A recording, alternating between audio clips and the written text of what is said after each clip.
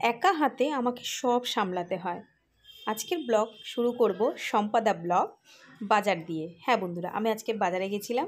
বাজারে আমি কী কী কিনলাম চলো তোমাদের সাথে একটু শেয়ার করব, ঠিক আছে? তো দেখো, ফুল কিনতেই চলে গেছি প্রথমেই।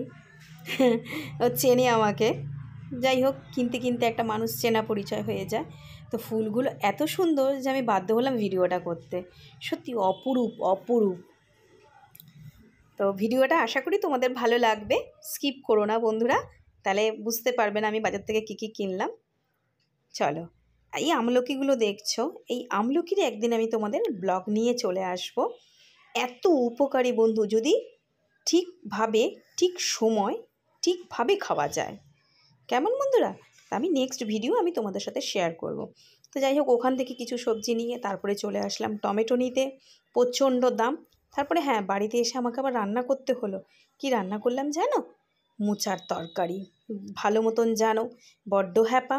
তো আগের দিন রাত্রেবেলা আমি সব করে রেডি করে রেখে দিয়েছিলাম বলে সকালে আমার একটু অসুবিধা হয়নি।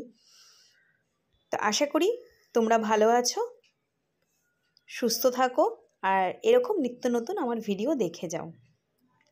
আর যারা নতুন আছো আমার চ্যানেলটা একটু সাবস্ক্রাইব করে দিও, কেমন?